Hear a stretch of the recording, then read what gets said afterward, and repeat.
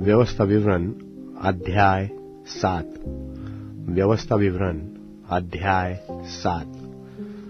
फिर जब तेरा परमेश्वर यहोवा तुझे उस देश में जिसके अधिकारी होने को तू जाने पर है पहुंचाएगा और तेरे सामने से हित्ती, गिर्गाशी, एमोरी, कनानी, परिज्जी, हिब्बी और यबूसी नाम बहुत सी जातियों को अर्थात तुमसे बड़ी और सामर्थी 7 जातियों को निकाल दे और तेरा परमेश्वर यहोवा उन्हें तेरे द्वारा हरा दे और तू उन पर जय प्राप्त कर ले, तब उन्हें पूरी रीति से नष्ट कर डालना।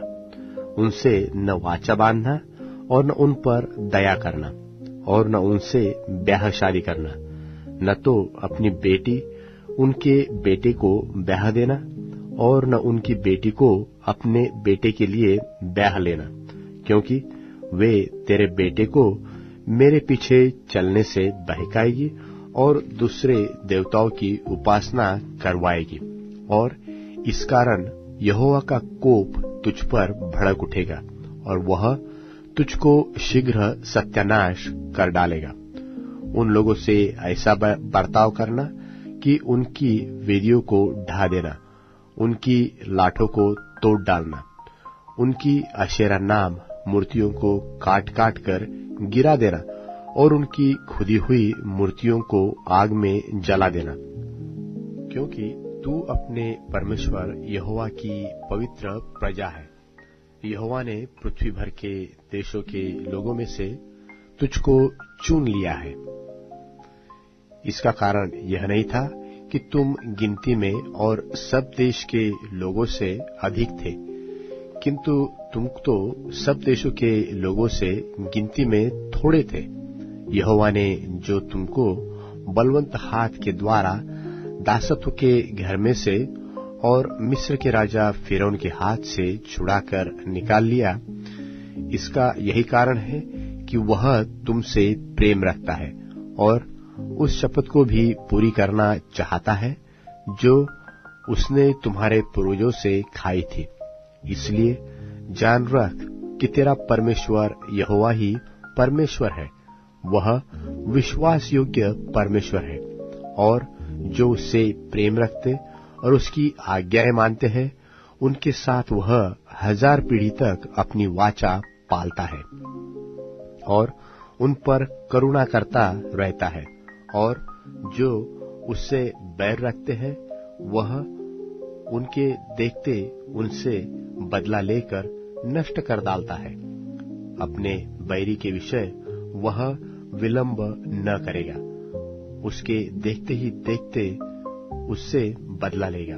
इसलिए अब आज्ञाओं, विधियों और नियमों को जो मैं आज तुझे चिताता हूं मानने में चौकसी करना, और तुम जो इन नियमों को सुनकर मानोगे और इन पर चलोगे तो तेरा परमेश्वर यहोवा भी उस करुणामय वाचा को पालेगा जिसे उसने तेरे पूर्वजों से शपथ खाकर बांधी थी, और वह तुझसे प्रेम रखेगा और तुझे आशीष देगा और गिनती में बढ़ाएगा। और जो देश उसने तेरे पूर्वजों से शपथ खाकर तुझे देने को कहा है उसमें वह तेरी संतान पर और अन्न, नए दाखमधु और टट्टे के तेल आदि भूमि की उपज पर आशीष दिया करेगा, और तेरी गाय, बैल और भेड़ बकरियों की बढ़ती करेगा। तू सब देशों के लोगों से अधिक धन्य होगा। तेरे बीच में न पुरुष न स्त्री निर्वंश होगी, और तेरे पशु में भी ऐसा कोई न होगा, और यहोवा तुझसे सब प्रकार के रोग दूर करेगा, और मिस्र की बुरी बुरी व्याधियां जिन्हें तू जानता है उनमें से किसी को भी तुझे लगने न देगा। ये सब तेरे बैरियों ही को लगेगी, और देश देश के जितने लोगों को तेरा परमेश्वर यहोवा तेरे वश में कर देगा, तू उन सबों को सत्यानाश करना, उन पर तरस की दृष्टि न करना और न उनके देवताओं की उपासना करना। नहीं तो तू फंदे में फंस जाएगा। यदि तू अपने मन में सोचे कि वे जातियां जो मुझसे अधिक है, मैं तो उनको क्यों कर देश से निकाल सकूंगा, तो भी उनसे न डरना। जो कुछ तेरे परमेश्वर यहोवा ने फिरौन से और सारे मिस्र से किया, उसे भली भांति स्मरण रखना। जो बड़े बड़े परीक्षा के काम तूने अपनी आंखों से देखे, और जिन चिन्हों और चमत्कारों और जिस बलवंत हाथ और बढ़ाई हुई भुजा के द्वारा तेरा परमेश्वर यहोवा तुझको निकाल लाया, उनके अनुसार तेरा परमेश्वर यहोवा उन सब लोगों से भी जिनसे तू डरता है करेगा।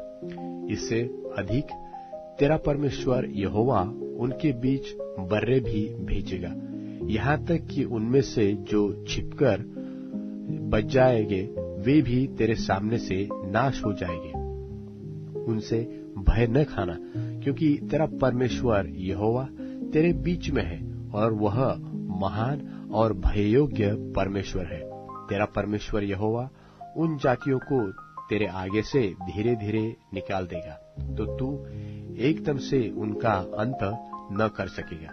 नहीं तो बनेले पशु बढ़कर तेरी हानि करेगी, तो भी तेरा परमेश्वर यहोवा उनको तुझसे हरवा देगा, और जब तक वे सत्यानाश न हो जाए तब तक उनको अति व्याकुल करता रहेगा, और वह उनके राजाओं को तेरे हाथ में करेगा, और तू उनका भी नाम धरती पर से मिटा डालेगा। उनमें से कोई भी तेरे सामने खड़ा न रह सकेगा, और अंत में तू उन्हें सत्यानाश कर डालेगा। उनके देवताओं की खुदी हुई मूर्तियां तुम आग में जला देना। जो चांदी व सोना उन पर मड़ा हो, उसका लालच करके न ले लेना, नहीं तो तू उसके कारण फंदे में फंसेगा, क्योंकि ऐसी वस्तुएं तुम्हारे परमेश्वर यहोवा के दृष्टि में घृणित है। और कोई घृणित वस्तु अपने घर में न ले आना, नहीं तो तू भी उनके समान नष्ट हो जाने की वस्तु ठहरेगा। उसे सत्यानाश की वस्तु जानकर उससे घृणा करना, और उसे कदापि न चाहना, क्योंकि वह अशुद्ध वस्तु है। व्यवस्था विवरण अध्याय 8। व्यवस्था विवरण अध्याय 8। जो आज्ञा मैं आज तुझे सुनाता हूँ, उन सबों पर चलने की चौकसी करना, इसलिए कि तू जीवित रहो और बढ़ते रहो, और जिस देश के विषय में यहोवा ने तुम्हारे पूर्वजों से शपथ खाई है, उसमें जाकर उसके अधिकारी हो जाओ, और स्मरण रख कि तेरा परमेश्वर यहोवा उन 40 वर्षों में तुझे सारे जंगल के मार्ग में से इसलिए ले आया है कि वह तुझे नम्र बनाए, और तेरी परीक्षा करके वह जान ले कि तेरे मन में क्या क्या है, और कि तू उसकी आज्ञाओं का पालन करेगा वा नहीं। उसने तुझको नम्र बनाया और भूखा भी होने दिया। फिर वह मन्ना जिसे न तू और न तेरे पुरखा ही जानते थे, वही तुझको खिलाया, इसलिए कि वह तुझको सिखाए कि मनुष्य केवल रोटी ही से नहीं जीवित रहता, परंतु जो वचन यहोवा के मुख से निकलते हैं उन्हीं से वह जीवित रहता है। इन 40 वर्षों में तेरे वस्त्र पुराने न हुए, और तेरे तन से भी नहीं गिरे, और न तेरे पांव फूले। फिर अपने मन में यह तो विचार कर कि जैसा कोई अपने बेटे को ताड़ना देता है, वैसे ही तेरा परमेश्वर यहोवा तुझको ताड़ना देता है। इसलिए अपने परमेश्वर यहोवा की आज्ञाओं का पालन करते हुए उसके मार्गों पर चलना, और उसका भय मानते रहना, क्योंकि तेरा परमेश्वर यहोवा तुझे एक उत्तम देश में लिए जा रहा है, जो जल की नदियों का और तराइयों और पहाड़ों से निकले हुए गहरे गहरे सोतों का देश है। फिर वह गेहूं, जौ, दाखलताओं, अंजीरों और अनारों का देश है, और तेल वाली जलपाई और मधु का भी देश है। उस देश में अन्न की महंगी न होगी, और न उसमें तुझे किसी पदार्थ की घटी होगी। वहां के पत्थर लोहे के हैं, और वहां के पहाड़ों में से तू तांबा खोद कर निकाल सकेगा, और तू पेट भर खाएगा, और उस देश के कारण जो तेरा परमेश्वर यहोवा तुझे देगा उसका धन्य मानेगा। इसलिए सावधान रहना, कहीं ऐसा न हो कि अपने परमेश्वर यहोवा को भूलकर उसकी जो जो आज्ञा, नियम और विधि मैं आज तुझे सुनाता हूं उनका मानना छोड़ दे। ऐसा न हो कि जब तू खाकर तृप्त हो और अच्छे अच्छे घर बनाकर उनमें रहने लगे, और तेरी गाय बैलों और भेड़ बकरियों की बढ़ती हो, और तेरा सोना चांदी और तेरा सब प्रकार का धन बढ़ जाए, तब तेरे मन में अहंकार समा जाए और तू अपने परमेश्वर यहोवा को भूल जाए, जो तुझको दासत्व के घर अर्थात मिस्र देश से निकाल लाया है, और उस बड़े और भयानक जंगल में से ले आया है, जहां तेज विष वाले सर्प और बिच्छू है, और जल रहित सूखे देश में से उसने तेरे लिए चकमक की चट्टान से जल निकाला, और तुझे जंगल में मन्ना खिलाया, जिसे तुम्हारे पुरखा जानते भी न थे, इसलिए कि वह तुझे नम्र बनाए और तेरी परीक्षा करके अंत में तेरा भला ही करे। और कहीं ऐसा न हो कि तू सोचने लगे कि यह संपत्ति मेरे ही सामर्थ्य और मेरे ही भुजबल से मुझे प्राप्त हुई, परंतु परमेश्वर तू अपने परमेश्वर यहोवा को स्मरण रखना, क्योंकि वही है जो तुझे संपत्ति प्राप्त करने का सामर्थ्य इसलिए देता है कि जो वाचा उसने तेरे पूर्वजों से शपथ खाकर बांधी थी उसको पूरा करे। वैसा आज प्रकट है, यदि तू अपने परमेश्वर यहोवा को भूलकर दूसरे देवताओं के पीछे हो लेगा और उनकी उपासना और उनको दंडवत करेगा, तो मैं आज तुझको चिता देता हूं कि तू निसंदेह नष्ट हो जाएगा। जिन जातियों को यहोवा तुम्हारे सामने से नष्ट करने पर है, उन्हीं की नाई तुम भी अपने परमेश्वर यहोवा का वचन न मानने के कारण नष्ट हो जाओगे। व्यवस्था विवरण अध्याय 9। व्यवस्था विवरण अध्याय 9। हे इस्राएल सुन, आज तू यरदन पार इसलिए जाने वाला है कि ऐसी जातियों को जो तुझसे बड़ी और सामर्थी है, और ऐसे बड़े नगरों को जिनकी शहर पनाह आकाश से बातें करती है, अपने अधिकार में ले ले।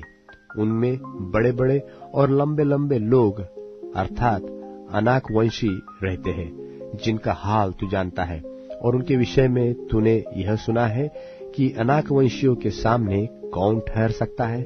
इसलिए आज तू यह जान ले कि जो तेरे आगे भस्म करने वाली आग की नाई पार जाने वाला है, वह तेरा परमेश्वर यहोवा है, और वह उनका सत्यानाश करेगा, और वह उनको तेरे सामने दबा देगा, और तू यहोवा के वचन के अनुसार उनको उस देश से निकालकर शीघ्र ही नष्ट कर डालेगा। जब तेरा परमेश्वर यहोवा उन्हें तेरे सामने से निकाल चुके, तब यह न सोचना कि यहोवा तेरे धर्म के कारण तुझे इस देश का अधिकारी होने को ले आया है, किंतु उन जातियों की दुष्टता ही के कारण यहोवा उनको तेरे सामने से निकालता है। तू जो उनके देश का अधिकारी होने के लिए जा रहा है, इसका कारण तेरा धर्म व तेरा मन की सीधाई नहीं। तेरा परमेश्वर यहोवा जो उन जातियों को तेरे सामने से निकालता है, उसका कारण उनकी दुष्टता है, और यह भी कि जो वचन उसने इब्राहिम, इसहाक और याकूब तेरे पूर्वजों को शपथ खाकर दिया था, उनको वह पूरा करना चाहता है। इसलिए यह जान ले कि तेरा परमेश्वर यहोवा जो तुझे वह अच्छा देश देता है कि तू उसका अधिकारी हो, उसे वह तेरे धर्म के कारण नहीं दे रहा है, क्योंकि तू तो एक हठीली जाति है। इस बात का स्मरण रख और कभी भी न भूलना कि जंगल में तूने किस किस रीति से अपने परमेश्वर यहोवा को क्रोधित किया, और जिस दिन से तू मिस्र देश से निकला है, जब तक तुम इस स्थान पर न पहुंचे, तब तक तुम यहोवा से बलवा ही बलवा करते आए हो। फिर होरेब के पास भी तुमने यहोवा को क्रोधित किया, और वह क्रोधित होकर तुम्हें नष्ट करना चाहता था। जब मैं उस वाचा के पत्थर की पटियाओं को जो यहोवा ने तुमसे बांधी थी लेने के लिए पर्वत के ऊपर चढ़ गया, तब 40 दिन और 40 रात पर्वत ही के ऊपर रहा, और मैंने न रोटी तो खाई न पानी पिया। और यहोवा ने मुझे अपने ही हाथ की लिखी हुई पत्थरों की 2 पटियों को सौंप दिया, और वे ही वचन जिन्हें यहोवा ने पर्वत के ऊपर आग के मध्य में से सभा के दिन तुमसे कहे थे, वे सब उस पर लिख दिए।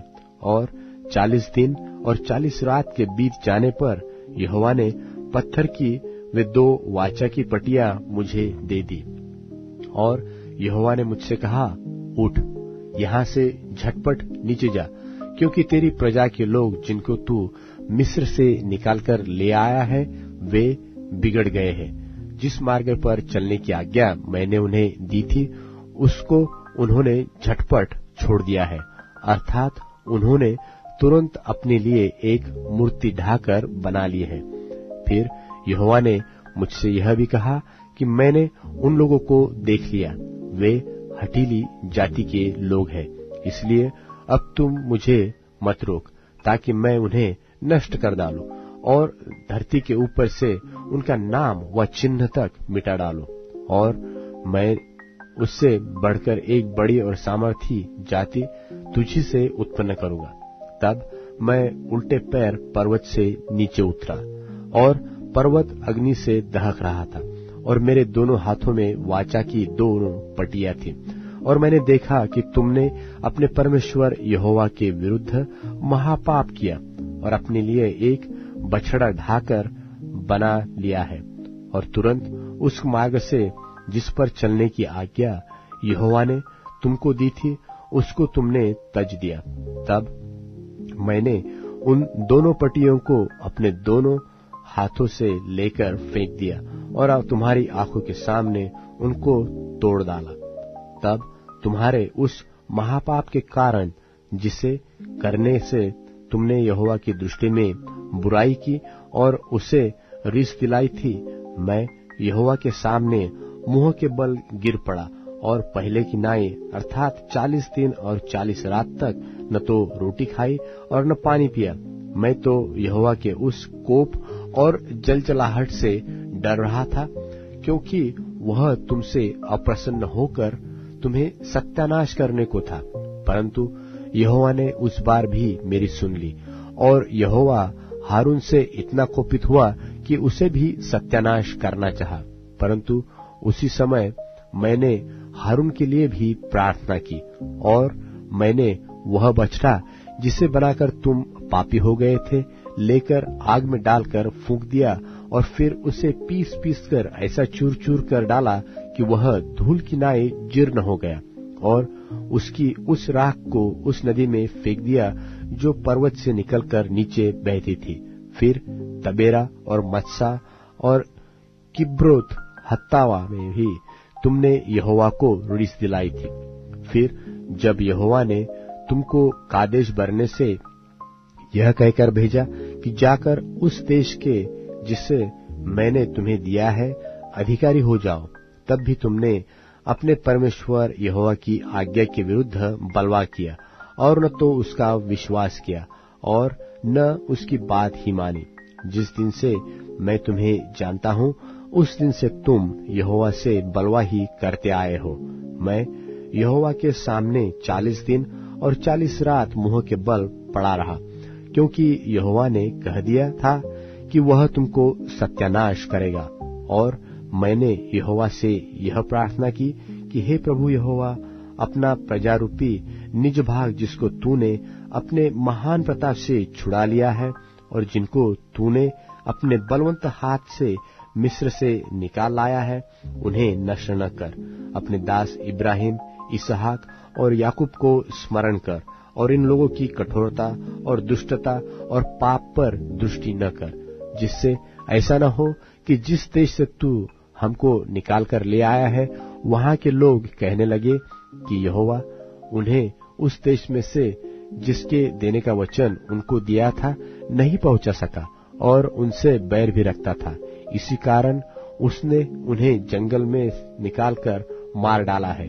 ये लोग तेरी प्रजा और निज भाग है, जिनको तूने अपने बड़े सामर्थ्य और बलवंत भुजा के द्वारा निकाल ले आया है। लूका रचित सुसमाचार 10वां अध्याय। और इन बातों के बाद प्रभु ने 70 और मनुष्य नियुक्त किए और जिस जिस नगर और जगह को वह आप जाने पर था वहां उन्हें दो दो करके अपने आगे भेजा। और उसने उनसे कहा, पक्के खेत बहुत हैं परंतु मजदूर थोड़े हैं, इसलिए खेत के स्वामी से विनती करो कि वह अपने खेत काटने को मजदूर भेज दे। जाओ, देखो मैं तुम्हें भेड़ों की नाई भेड़ियों के बीच में भेजता हूँ, इसलिए न बटुआ न झोली न जूते लो और न मार्ग में किसी को नमस्कार करो। जिस किसी घर में जाओ पहले कहो कि इस घर पर कल्याण हो। यदि वहां कोई कल्याण के योग्य होगा तो तुम्हारा कल्याण उस पर ठहरेगा, नहीं तो तुम्हारे पास लौट आएगा। उसी घर में रहो और जो कुछ उनसे मिले वही खाओ पियो, क्योंकि मजदूर को अपनी मजदूरी मिलनी चाहिए। घर घर ना फिरना। और जिस नगर में जाओ और वहां के लोग तुम्हें उतारें तो जो कुछ तुम्हारे सामने रखा जाए वही खाओ। वहां के बीमारों को चंगा करो और उनसे कहो कि परमेश्वर का राज्य तुम्हारे निकट आ पहुंचा है। परंतु जिस नगर में जाओ और वहां के लोग तुम्हें ग्रहण न करें तो उसके बाजारों में जाकर कहो कि तुम्हारे नगर की धूल भी जो हमारे पांवों में लगी है हम तुम्हारे सामने झाड़ देते हैं। तो भी यह जान लो कि परमेश्वर का राज्य तुम्हारे निकट आ पहुंचा है। मैं तुमसे कहता हूं कि उस दिन उस नगर की दशा से सदोम की दशा सहने योग्य होगी। हाय खुराजीन, हाय बेतसैदा, जो सामर्थ के काम तुम में किए गए यदि वे सूर और सैदा में किए जाते तो टाट ओढ़कर और राख में बैठकर वे कब के मन फिराते। परंतु न्याय के दिन तुम्हारी दशा से सूर और सैदा की दशा सहने योग्य होगी। और हे कफरनहूम, क्या तू स्वर्ग तक ऊंचा किया जाएगा? तू तो अधोलोक तक नीचे जाएगा। जो तुम्हारी सुनता है वह मेरी सुनता है, और जो तुम्हें तुच्छ जानता है वह मुझे तुच्छ जानता है, और जो मुझे तुच्छ जानता है वह मेरे भेजने वाले को तुच्छ जानता है। वे 70 आनंद से फिर आकर कहने लगे, हे प्रभु, तेरे नाम से दुष्टात्मा भी हमारे वश में है। उसने उनसे कहा, मैं शैतान को बिजली की नाई स्वर्ग से गिरा हुआ देख रहा था। देखो, मैंने तुम्हें सांपों और बिच्छुओं को रौंदने का और शत्रु की सारी सामर्थ पर अधिकार दिया है, और किसी वस्तु से तुम्हें कुछ हानि न होगी। तो भी इससे आनंदित मत हो कि आत्मा तुम्हारे वश में है, परंतु इससे आनंदित हो कि तुम्हारे नाम स्वर्ग पर लिखे हैं। उसी घड़ी वह पवित्र आत्मा में होकर आनंद से भर गया और कहा, हे पिता, स्वर्ग और पृथ्वी के प्रभु, मैं तेरा धन्यवाद करता हूँ कि तूने इन बातों को ज्ञानियों और समझदारों से छिपा रखा और बालकों पर प्रकट किया। हाँ हे पिता, क्योंकि तुझे यही अच्छा लगा। मेरे पिता ने मुझे सब कुछ सौंप दिया है, और कोई नहीं जानता कि पुत्र कौन है, केवल पिता, और पिता कौन है यह भी कोई नहीं जानता, केवल पुत्र के, और वह जिस पर पुत्र उसे प्रकट करना चाहे। और चेलों की ओर फिरकर निराले में कहा, धन्य है वे आंखें जो ये बातें जो तुम देखते हो देखती हैं, क्योंकि मैं तुमसे कहता हूँ कि बहुत से भविष्यद्वक्ताओं और राजाओं ने चाहा कि जो बातें तुम देखते हो देखें पर न देखीं, और जो बातें तुम सुनते हो सुने पर न सुनी। और देखो, एक व्यवस्थापक उठा और यह कहकर उसकी परीक्षा करने लगा कि हे गुरु, अनंत जीवन का वारिस होने के लिए मैं क्या करूं? उसने उससे कहा कि व्यवस्था में क्या लिखा है, तू कैसे पढ़ता है? उसने उत्तर दिया कि तू प्रभु अपने परमेश्वर से अपने सारे मन और अपने सारे प्राण और अपनी सारी शक्ति और अपनी सारी बुद्धि के साथ प्रेम रख और अपने पड़ोसी से अपने समान प्रेम रख। उसने उससे कहा, तूने ठीक उत्तर दिया, यही कर, तो तू जीवित रहेगा। परंतु उसने अपनी तई धर्मी ठहराने की इच्छा से यीशु से पूछा, तो मेरा पड़ोसी कौन है? यीशु ने उत्तर दिया कि एक मनुष्य यरूशलेम से यरीहो को जा रहा था कि डाकुओं ने घेर कर उसके कपड़े उतार लिए और मार पीट कर उसे अधमुआ छोड़कर चले गए। और ऐसा हुआ कि उसी मार्ग से एक याजक जा रहा था, परंतु उसे देख के कतरा कर चला गया। इसी रीति से एक लेवी उस जगह पर आया, वह भी उसे देख के कतरा कर चला गया। परंतु एक सामरी यात्री वहां आ निकला और उसे देखकर तरस खाया और उसके पास आकर और उसके घावों पर तेल और दाखरस डालकर पट्टियां बांधी और अपनी सवारी पर चढ़ाकर सराय में ले गया और उसकी सेवा टहल की। दूसरे दिन उसने 2 दिनार निकालकर भटियारे को दिए और कहा, इसकी सेवा टहल करना, और जो कुछ तेरा और लगेगा वह मैं लौटने पर तुझे भर दूंगा। अब तेरी समझ में जो डाकुओं में घिर गया था, इन तीनों में से उसका पड़ोसी कौन ठहरा? उसने कहा, वही जिसने उस पर तरस खाया। यीशु ने उससे कहा, जा, तू भी ऐसा ही कर। फिर जब वे जा रहे थे तो वह एक गांव में गया और मार्था नाम एक स्त्री ने उसे अपने घर में उतारा, और मरियम नाम उसकी एक बहन थी। वह प्रभु के पांवों के पास बैठकर उसका वचन सुनती थी। पर मार्था सेवा करते करते घबरा गई और उसके पास आकर कहने लगी, हे प्रभु, क्या तुझे कुछ भी सोच नहीं कि मेरी बहन ने मुझे सेवा करने के लिए अकेली ही छोड़ दिया है? सो उससे कह कि मेरी सहायता करे। प्रभु ने उसे उत्तर दिया, मार्था, हे मार्था, तू बहुत बातों के लिए चिंता करती और घबराती है, परंतु एक बात अवश्य है, और उस उत्तम भाग को मरियम ने चुन लिया है, जो उससे छीना न जाएगा।